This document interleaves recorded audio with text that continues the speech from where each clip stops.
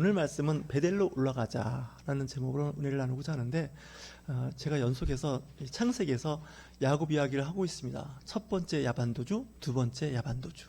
그래서 이제 인터넷에 유튜브로 올렸더니 제가 알고 있는 장로님께서 댓글을 달아주셨어요. 세 번째 야반도주가 기대됩니다 라고 올렸다고요. 여러분들 좀 각성 좀 하셔서 제가 좀 유튜브 댓글 다는 거가 기대도 안 해요. 좋아요 좀 누르세요. 어르신들은 어차피 못 하신다고 하는데 가르쳐줘도 잊어먹으시더라고요. 근데 여러분들은 이제 머리가 좋아서 이제 아마 좋아요 한번 누를 때마다 통장에 10,000원씩 들어오면 아마 어떻게 하든지 누르실 거예요. 근데 이제 안 누르시는 쪽으로. 그래서 이제 댓글 다시는 분들이 다 우리 교회 아는 분들이 댓글 다시고 은혜를 받으시는데, 근데 그분들은 또 우리 교회 안 오세요. 근데 여러분들은 보지도 않고 듣지도 않지만 주일날이 와서 앉으세요.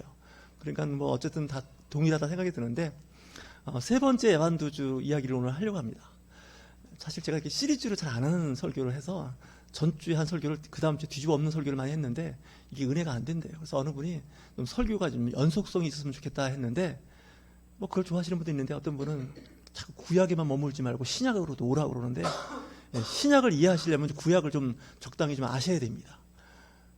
마치 그 초등학교, 중학교 과정 다 생략하고 고등학교 가시면 안 되는 거 잘 아시지 않습니까? 그래서 이 야곱 이야기에서 왜 이 세 번째 야반도주 이야기를 해야 될까 하는 생각이 드는데, 사실 야반도주 세 번째는 거의 주랭랑의 수입니다. 그 중국의 그 병법 중에서 36개라는 게 있습니다. 우리나라 게 아닙니다. 중국 병법에 나오는 건데, 그 이제 중국의 남송 시대에 나온 얘기인데, 6가지 상황에서 6가지 계책이 있는데 6 곱하기 6 해서 36가지 그 병법이 나옵니다. 근데 마지막 병법이 36개 주랭랑입니다. 이 36개 주랭랑의 그 원래 뜻은 나보다 강한 적을 만나거나 상대하기 어려운 상대를 만나면 도망가는 겁니다. 이게 병법입니다. 전쟁터에서 나보다 강하고 센 수적으로 많은 상대를 만나면 도망가야 됩니다. 그거 괜히 좀 은혜가 안 되는 얘기인가요? 다윗처럼 돌 5개 주워들고 골리앗 하는데 대들었다가 죽습니다. 목이 잘려 죽습니다. 근데 성경은 이제 어떤 아주 드라마틱한 걸 기록을 해놨기 때문에 말씀으로 나가다가 죽은 사람이 한둘이 아니에요. 말씀을 잘 들으셔야 돼요. 지금 오늘 이야기가 야곱 이야기인데, 야곱은 도망갔습니다. 도망을 갔는데 잘 보셔야 됩니다. 이 도망갈 때가 있습니다. 그리스도인들이 가끔, 아니 항상 도망가면 패배했다는 생각이 드는데 그렇지 않습니다. 때로는 센 사람 만나면 도망가야죠. 우리나라 역사를 보면 사대주의라는 것이 이제 자꾸 들립니다. 사대주의. 역사 시간에 사대주의라는 얘기를 하는데, 우리나라는 늘 중국을 사대했던 나라입니다. 그래서 약한 나라는 강한 나라한테 늘 이렇게 복종하는 단계입니다. 조공도 바치고 좀 뭐 말도 안 되는 얘기 해도 그냥 들어주고 막 그런 것이 있습니다. 근데 이 사대주의적인 거는요, 과거에도 그랬고 지금도 그렇고 앞으로도 그렇습니다. 여러분 직장에서도 센 분이 누굽니까? 교장 선생님이죠.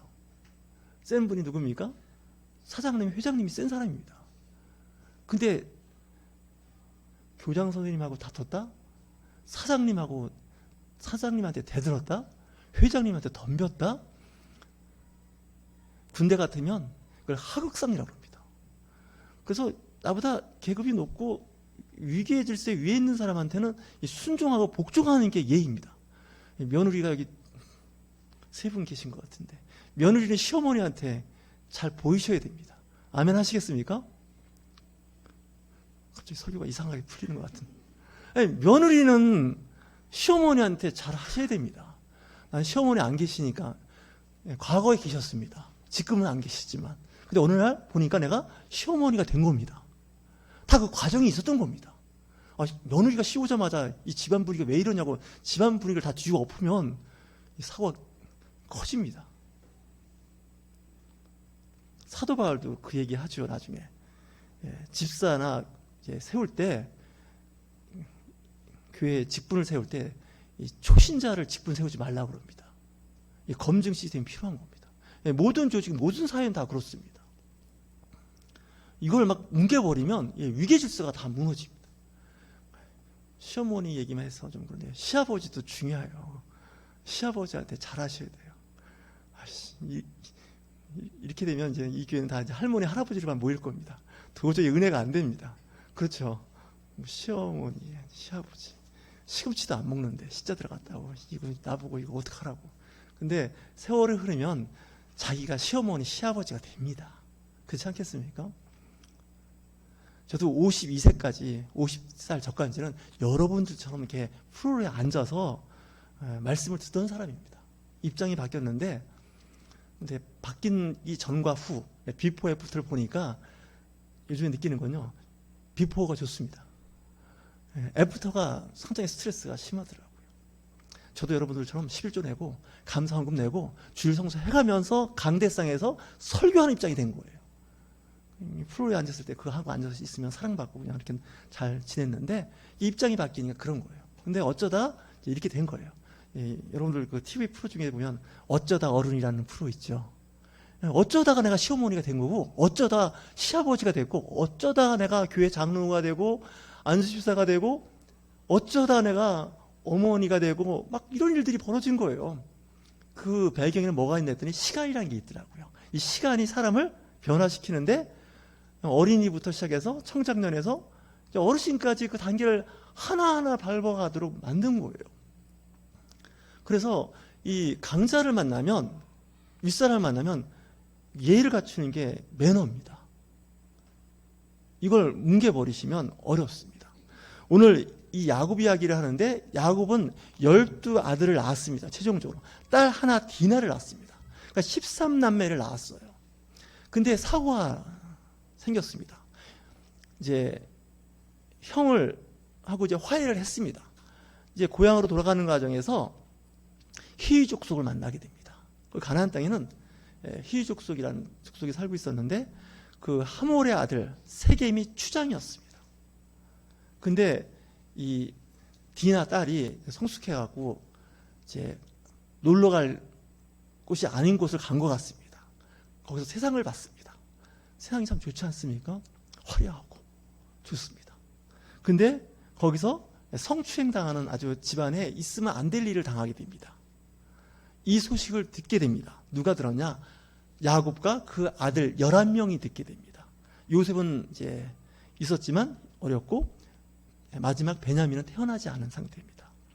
그래서 레위와 시므온의 아들이 그 레아의 아들인데 좀 거칩니다. 한성질을 합니다. 그 아들이 11명이니 다 성격이 다 달라요. 그렇지 않겠습니까? 아들이 둘이면 큰아들과 둘째 아들이 성격이 달라요. 야곱도 그랬죠. 형 에서와 동생 야곱이 달랐습니다. 창세기 25장을 보면 하나님께서 태몽에 나타나셔서 하신 말씀이 뭐예요? 작은 아들이 큰 아들을 섬기게 될 거라는 거예요. 네 뱃속에 두 국민, 두 민족이 있다는 거예요. 나중에 서로 갈리게 될 텐데 한 민족이 될 텐데 작은 민족, 둘째 쌍둥이의 아이가 큰 아이를 섬기게 될 거라는 거예요. 그 예언이 그대로 이어지는데 시간이 걸려요.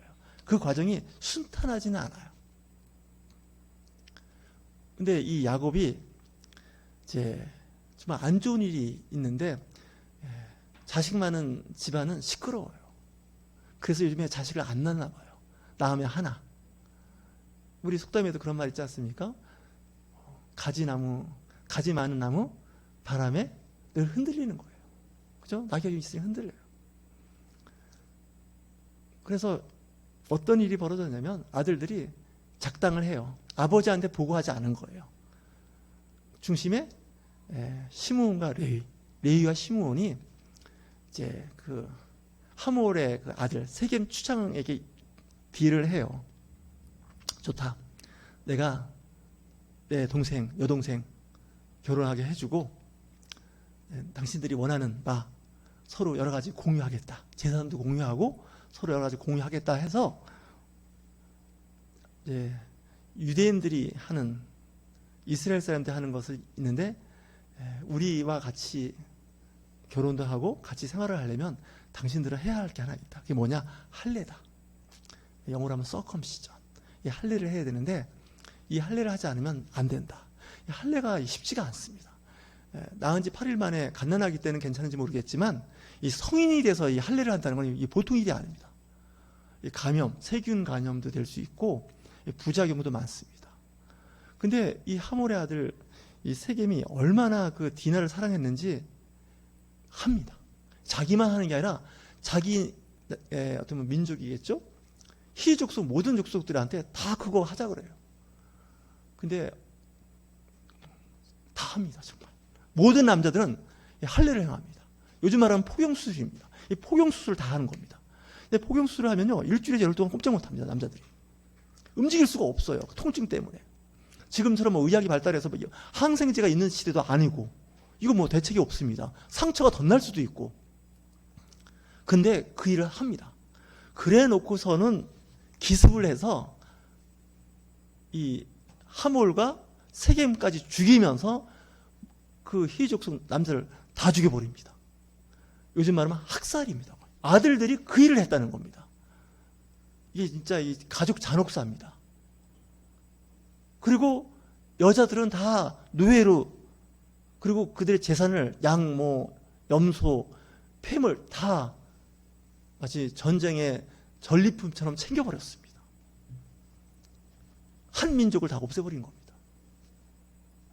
늦게 야곱이 그 소식을 듣게 됩니다. 아버지가. 큰일 난 거예요. 야, 어떻게 그런 일이 벌어지냐.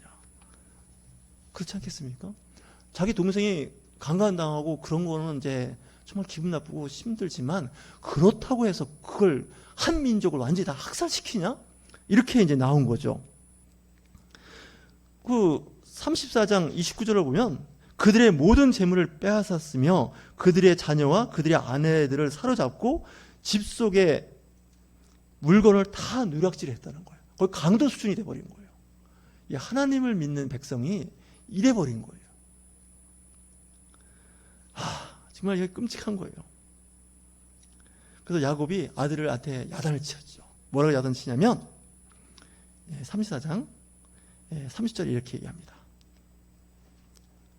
시몬과 레위에게 이르되 너희가 내게 화를 끼쳐 나로 하여금 이 땅의 주민 곧 가나안 족속과 브리스 족속에게 악취를 내게 하였도다.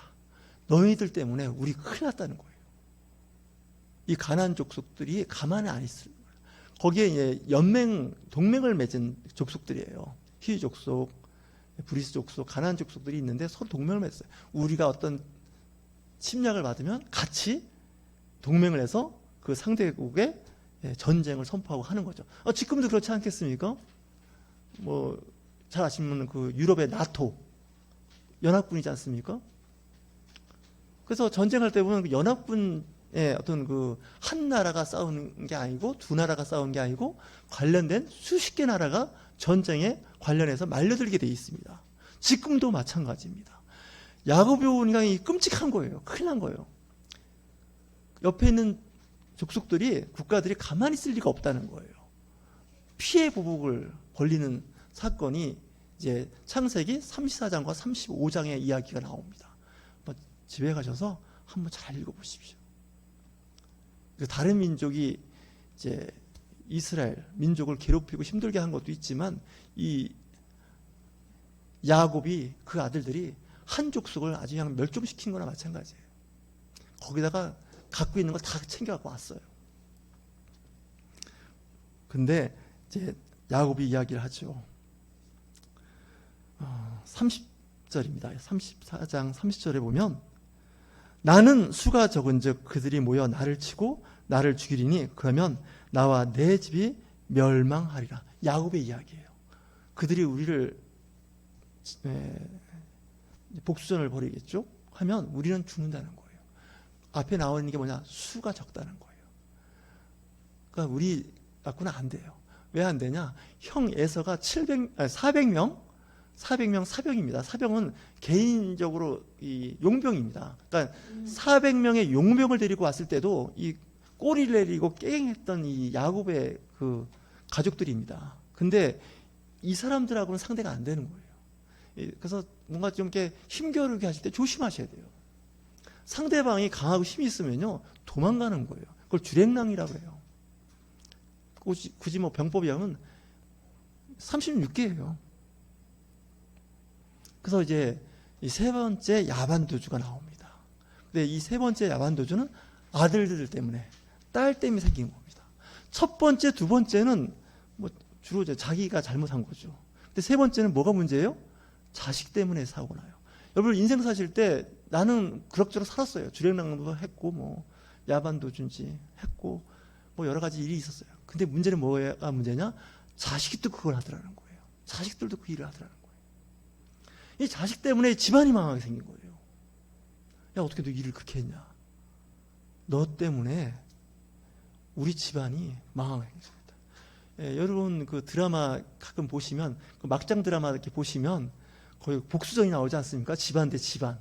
그 피해 보복을 하지 않습니까? 과거에 우리 집이 잘 살고 잘 나가는 집안이었는데 저 기업, 저 사업체에 했던 저 사람이 우리 기업에 있는 자산을 내지는 뭐 어떤 여러 가지 그걸 갖고 나가서 잘 살겠다. 그래갖고 그게 다 드라마로 나오지 않습니까? 근데 그게 지금 있는 얘기가 아니에요. 과거에 있었어요. 3,500년 전에 벌써 중동 지역에 있었던 거예요. 중동 지역에만 있었겠어요? 이집트, 뭐 중국 다 사람이 모여 있는 곳은 다 이런 같은 현상들이 일어납니다. 그래서 세 번째, 그냥 급하게 도망을 가는 거예요. 뭐 볼 것도 없어요. 빨리 짐 차려서 나가는 거예요. 이 지역을 벗어나지 않는 한은 우리는 죽는다는 거죠. 그래서 이제 야곱이 다 집합을 시킵니다. 그러니까 요즘 말하면 기강이 해이해진 거예요. 자기 집안에 기강이 해이해진 거예요.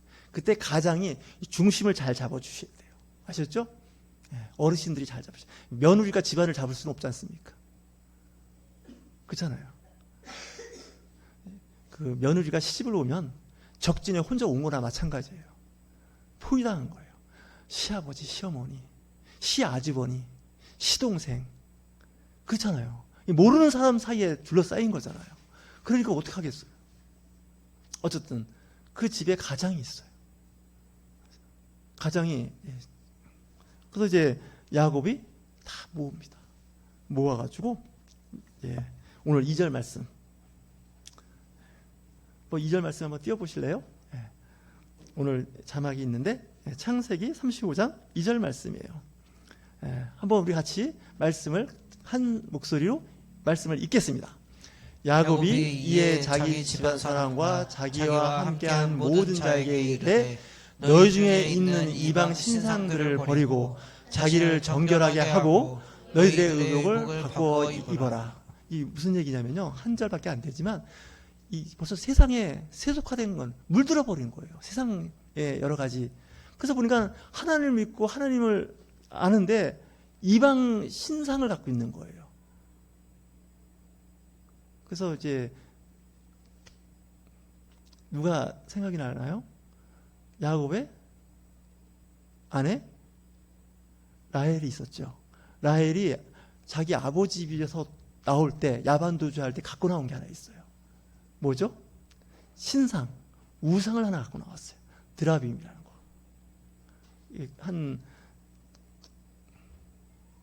한 규빗 정도 되는 길이에요. 그러니까 여기서 이 정도 되는 우상이 있어요. 절에 가면 동자승 같은 거 이렇게 모형 만들어 놓은 거 있죠. 그게 우상인데, 그게 이제 드라빔인데, 그걸 놓고서 절하고 뭐 주문을 외우고 막 그런 게 있어요. 그래서 이거 다 가져오라는 거예요. 그러니까 거기 직원들도 있을 거예요. 염소와 양이 뭐 때를 이루고 있으니까 직원들도 그렇고 가족들도 있고 신상 다 갖고 오라는 거예요. 그리고 자기를 깨끗이 하라는 거예요. 목욕을 하고 깨끗이 하고 옷도 갈아입으라는 거예요. 그러니까 여기저기 다니다 보니 뭐 패션이라고 해서 여기저기서 이상한 옷을 다 입고 있는 거예요. 그래서 옷도 다 정결한 옷으로 갈아입으라는 거죠. 자, 그 다음에 그 4절을 한번 올려주시겠어요? 자막을 올려주시면 4절을 한번 같이 읽어보시면 그때 그 사람들이 어떻게 목장을 하고 있었는지를 대략적인 것을 4절에서 보여주고 있는데 같이 읽습니다. 그들이 자기 손에 있는 모든 이방 신상들과 자기 귀에 있는 귀고리들을 야곱에 주는지라 야곱이 그것들을 세겜 근처 상수리 나무 아래에 묻고 이렇게 있어요. 그 가져온 신상 이런 게 있지 않습니까? 신상에 후진 게 아닙니다. 비싼 재료로 비싼 겁니다. 금동으로 만든 것도 있을 수도 있지 않겠습니까? 근데 그걸 어떻게 했다고요? 다 땅에 묻었다는 거예요. 아마 옷도 갈아입었던 전에 있던 옷도 다 수거해서 땅에 묻은 거예요. 그리고서 이제 그곳을 떠납니다. 그러니까 지금 야곱이 하나님 앞에 다시 제정신 가족들을 다 챙긴 거예요. 그래서 우리가 세상하고 야합하다가 이렇게 됐으니 집안이 수치스러운 일도 당하고 또 우리가 한 일들, 아들들이 한 일이 세상 사람들이 하는 일을 그대로 한 거예요. 그래서 예수 믿는 사람들은 그렇게 하시면 안 됩니다. 그래서 예수님께서 원수를 사랑하라 그러죠. 그래서 복수하겠다는 사람들은 예수 믿는 사람들 아닙니다. 일단은. 그래서 그 옛날에 잘못했던 여러 가지 모든 풍습, 생각을 다 땅에 묻는 거예요. 그래서 기독교인이 되는 첫 번째 미션이 뭐냐면요, 회개입니다. 회개하라, 천국이 가까우노라. 세례 요한과 예수님의 공통점이 있다면 첫 번째 미션이 회개하라입니다. 교회 처음부터 다니면 되지 아닙니다. 철두철미하게 회개하고 돌아서야 세례받고 직분을 받는 겁니다. 근데 요즘에 회개하라면 기분 나쁘지 않습니까? 뭐야 이거 갔더니 죄인 취급하고 처음 오자마자 죄인 취급하고 환영한다고 해도 시원찮은데 기분 나빠 이러시면 안 됩니다. 회개가 안 되시면 이렇게 생각하시면 좋습니다. 내가 복을 받으려고 하는데 복 받을 그릇을 하나 준비했습니다. 이렇게 준비를 했는데 이 안이 더럽습니다. 식사할 텐데 이제 군대 갔더니 식판을 주더라고요. 그래서 식판을 갖고서 밥을 먹는데 훈련소에서 있었던 일인데 식판이 더러우면 이제 배식하는 사병이 주걱으로 머리통을 칩니다. 어떻게 한다고요? 식판 깨끗이 닦고 오라는 거예요. 식판 아시지 않습니까? 식판이 이게 막 지난번에 먹던 그 음식 찌꺼기 막 고춧가루 막 묻어 있고 밥풀이 붙어갖고 말라붙은 게 막 있고 그걸 갖고 와서 식판을 내밀고 밥을 달라 그러면 이 군대는 군기라는 게 있습니다. 이거 용서할 수가 없는 거예요. 쉽게 깨끗이 닦고 오라는 거예요. 그래서 그리스도인이 된다는 것도 마찬가지입니다. 전에는 내가 세상에서 이렇게 저렇게 살았습니다. 근데 예수 믿는 사람이 되면 이제 식판을 갖고 왔는데 닦아야 됩니다. 이게 회개입니다. 그러면 예수 믿는 사람 1년, 10년, 30년, 50년 나이인 사람은 괜찮냐? 그렇지 않습니다. 회개는 반복적으로 계속 일어나야 됩니다.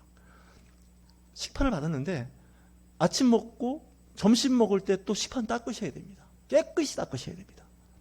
저녁 식사할 때 또 식판을 점심 먹은 그 음식 찌꺼기를 닦아내셔야 됩니다. 어떤 이단 종파는 한 번 회개하면 되지 뭘 자꾸 회개하냐고 그러는 데가 있는데 그래서 이단 소리를 듣는 겁니다. 거기가. 그래서 그리스도인들은 늘 회개가 이 그림자처럼 따라붙습니다. 그리고 반복하지 않게 해달라고 기도하는 겁니다.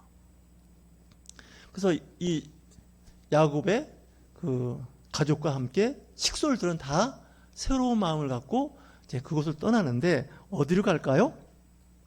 베델로 갑니다. 그래서 오늘 말씀 제목이 베델로 올라가자. 이 베델은 하나님의 집이란 뜻입니다. 벳 집이란 뜻이고요. 엘은 하나님입니다. 벳엘로 가는 겁니다. 예수님이 태어나는 곳이 베들레헴이죠. 베들레헴. 그래서 벳은 집이고요. 들레헴. 떡집이란 뜻입니다. 베들레헴이. 여기는 하나님의 집이에요. 이 베델이 어떤 곳이냐면 첫 번째 야반도주 하다가 야영할 때 꿈속에 사다리가 있는데 하늘 끝까지 사다리가 놓여 있으면서 천사들이 오르락내리락 하고 있는 것을 이 야곱이 봅니다. 20년 전 그곳으로 가는 겁니다. 하나님의 집으로 가는 거죠. 그러니까 세상으로 나갔다가 20년 만에 다시 하나님의 집으로 돌아오는 겁니다. 물론 중간중간 현몽에서 하나님을 음성을 들었죠. 그럼에도 불구하고 그들의 몸은 여전히 세상에 있었던 거죠. 베델로 돌아가자는 거죠. 하나님의 집으로. 그래서 내가 갖고 있던 신상, 우상이죠. 의복 이런 걸 다 정리해 버리는 겁니다. 그래서 교회 올 때는 좀 특별한 옷을 입고 오는 겁니다. 최소한 작업복 입고 교회 오는 것은 아닙니다. 왜냐하면 나는 그 하나님의 집에 가는 동안에는 신상, 귀걸이, 반지 이런 거를 집에 놓고 오는 겁니다. 저도 전에 유튜브 한번 봤더니 어느 날 제 손을 봤더니요, 유튜브에 설교해 보니까 링이 껴 있더라고요. 반지가. 찾아보세요. 날짜 알려주신 분은 상 줄게요. 그렇게 하는 거예요. 그러니까 장신구를 다 제하는 거예요. 그러니까 인위적이고 인본적인 걸 다 빼버리는 거예요. 그래야 하나님 앞에 선다는 거죠. 그때 나오는 말씀이 오늘 말씀인데 5절 말씀을 한번 띄워보세요. 자막을. 5절 말씀에서 나오는 것이 보면 하나님께서 일을 하세요. 하나님께서 일을 하시는데 하나님이 어떤 일을 하시느냐, 하나님이 어떤 능력이 있으시냐, 어떤 일까지 하시느냐를 이 5절 말씀을 한번 같이 읽으시겠습니다. 시작. 그들이 떠났으나 하나님이 그 사면을 고을들로 크게 두려워하게 하셨으므로 야곱의 아들들을 추격하는 자가 없었더라. 이게 복입니다. 죽는 겁니다. 그들이 대동단결해서 우리를 쫓아오면 다 멸절당할 수 있어요. 히위 족속 하몰의 아들 추장 세겜의 그 가족들한테 그 민족들에게 했던 그대로 당하는 거예요. 근데 하나님께서 어떻게 하셨다고요? 가나안 족속들이 있죠. 브리스 족속들에게 두려워하는 마음을 줬다는 거예요. 그러니까 그들이 추적을 안 하는 거예요. 추격을 안 하는 거예요. 그래서 하나님은 그 원수의 적의 마음까지 통제하신다는 거예요. 그게 은혜예요. 우리 다 망하게 된 거예요. 우리 죽게 된 거예요. 희망 없어요. 끝난 거예요. 근데 어떻게 한다고요? 그 적으로부터 하나님께서 어떻게 역사하세요? 무서워하는 마음을 주는 거예요. 못 쫓아가는 거예요. 발길이 안 되는 거예요. 그래서 이 영적 세계를 잘 아시는 분들은 이게 알아요. 그 세계를. 이 그리스도인들이 무속인만도 못해서 이게 큰일 이에요. 이게. 쉽게 말하면 무당만도 못해요. 무당들은 보잖아요. 연계를. 제 아내가 제발 좀 설교 시간에 무당 얘기 좀 하지 말라고 그러는데 단순하게 쉽게 이해시키려면요, 무당들은 딱 직격탄 날려요. 이 시원찮은 목사들이 그 못해가지고 쭈글쭈글 하다가 당해가지고 망신당하고 그러는데 저도 할 줄 알아요. 근데 안 하는 거예요. 하나님이 일을 하신다니까요. 그래서 이 연계를 아는 사람들은요, 신앙생활 대충 안 해요. 정말이에요. 엉망진창을 안 해요. 오늘 말씀을 보세요. 하나님께서 그 사면, 동서남북, 그죠? 주변에 있는 사람들을 크게 두려워하겠다는 거예요. 나중에 모세 이야기 할 때도 그 모세가 출애굽하기 전에 10가지 재앙이 있을 때도 하나님께서 하신 게 있어요. 뭔지 아시나요? 애굽 사람과 바로 왕의 마음을 강팍하게 했다는 거예요. 무슨 얘기인지 아시죠? 한 번에 끝낼 수도 있는 거를 10번이라는 그 재앙을 통해서 계속 강팍하게 했다는 거예요. 그래서 하나님께서 그 사람의 마음을 강팍하게 움직이고 있다고 할 때는 특별히 조심하셔야 돼요. 가뜩이나 강팍한 사람 마음속에 더 강팍한 마음을, 잔혹한 마음을, 그래서 우리 이야기 있지 않습니까? 그 잔혹사를 만들어내는 거예요. 이거 굉장히 위험한 거예요. 심지어 예수 믿는 사람, 그리스도인이라고 고백하는 사람도 거기에 안 걸려드는 사람이 없어요. 저도 마찬가지로. 그래서 하나님께서 이제 우리에게 그 다가오는, 어떻게 다가오게 하는 게 이게 참 중요해요. 우리 교회 초등학교 1학년 아이 중에 이름이 하온이가 있어요. 왜 하온인 줄 아세요? 하나님의 온유란 뜻에서 하온이라고 지은 겁니다. 마태복음 5장 5절이에요. 하나님의 온유, 하나님의 부드러움이에요. 따뜻함이에요. 우리 옆에 계신 분과 한번 보면 해볼까요? 하나님의 온유하심이 임하시길 주의 이름으로 축원합니다. 네, 온유하심이 있으셔야 돼요. 하온. 그러면 어떻게 한다고요? 땅을 기업으로 받는다는 거예요. 여러분 부동산 부자 되고 싶으세요? 온유하세요. 온유한 자는 복이 있나니 땅을 기업으로, 부동산 하라고 나중에. 이게 굉장히 중요한 얘기예요. 근데 지금 하나님은 어떻게 하셨냐면 두려운 마음을 줘요. 그러니까 사랑하는 마음, 두려워하는 마음, 미워하는 마음 다 넣어주세요. 하나님. 마귀가 미워하는 마음을 넣어줬다고요? 예, 그러긴 해요. 마귀가 넣어요. 마귀의 전공이에요. 전문. 근데 하나님도 미워하는 마음을 넣어주신다는 거예요. 믿으시나요? 그래서 하나님이 넣어주시는 것과 마귀가 넣어주는 게 달라요. 미워하는 마음도. 잘 보셔야 돼요. 천사가 하는 것과 귀신, 마귀가 하는 게요, 비슷해요. 나타나는 현상들이. 근데 우리는 자꾸 마귀한테 자꾸 떠미는데, 마귀가 그런데요, 요즘에. 우리가 안 했거든. 마귀인 내가 안 했는데, 왜 자꾸 나한테, 마귀한테 집어 씌우냐 그러는데, 잘 보셔야 돼요. 그 말이 맞아요. 어느 날 보면 마귀가 그렇게 한 거 아닐 수도 있어요. 물론, 하나님께서 허락하셔서 마귀가 일을 할 수가 있어요. 그래서 하나님이 떠난다는 게 왜 저주냐, 재앙이냐, 하나님이 떠나는 그 공간을 누가 채우냐? 마귀가 채워요. 귀신들이 들어와요. 그래서 믿음 생활할 때 조심하셔야 되는 게, 내가 교회로부터 떠났다, 믿음으로 떠났다, 그럼 마음대로 하세요. 그거는. 근데 그 빈자리를 누가 채우냐? 예수님이 그랬죠. 귀신을 내쫓았습니다. 축기 사역해서 내보내는데, 그 몸이, 생각이 깨끗해지니까 관리를 안 하니까 어떻게 됐다고요? 더 악한 귀신들을 들고 오는 거예요. 그 자리를 채우는 거예요. 야, 저 사람 예수 믿을 때는 좀 좋더니 안 믿더니 상태가 나빠졌네. 그게 지금도 있어요. 이 영계는요, 시간의 제한을 안 받아요. 우리는 시간과 공간의 제한을 받습니다. 주일날은 몸이 여기 와야 돼요. 그죠? 그리고 시간이 지나면 며느리가 시어머니가 돼요. 근데 성경에서 나오는 이런 영적 세계는요, 이게 공간의 제한이 없습니다. 여러분들 신앙생활 하실 때 정말 세 번째 야반도주 같은 일이 없었으면 좋겠어요. 얼마나 정말 세상을 멋있게 살면 좋겠어요. 근데 성경에 이 아브라함과 이삭과 야곱, 요셉 뭐 이렇게 네 명의 족장 이야기를 보면 가장 정말 힘들게 사는 사람이 그 야곱이고, 야곱의 11번째 아들 요셉이었어요. 아브라함이나 이삭은 그렇게 험하게 안 살았어요. 별로 그렇게 성경의 지면에, 창세기에 많은 면을 차지하지 않아요. 하지만 야곱은 유난히 기록이 많아요. 아브라함, 이삭, 야곱, 요셉, 요 이야기 중에서 제일 많은 양을 차지한 게 누구 이야기라고요? 야곱 이야기예요. 그만큼 인생을 험하게 사는 거예요. 근데 험하게 사는 거에 상당수는 뭐가 문제냐? 자기 문제예요. 자기가 잘못한 거예요.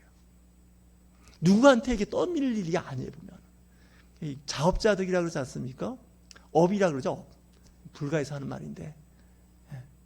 자기가 뿌리는 거예요. 그래서 선을 심으면 선을 거두고요, 악을 심으면 악을 거두는 겁니다. 많이 심으면 많이 거두고요, 적게 심으면 적게 거두는 거예요. 이건요, 우리 기독교에서만 통하는 게 아니라 모든 교육에서, 종교에서 다 나오는 얘기입니다. 저와 여러분, 정말 이 세상 사시면서 좋은 걸 많이 심어서 좋은 열매 많이 맺으시길 주의 이름으로 축원합니다.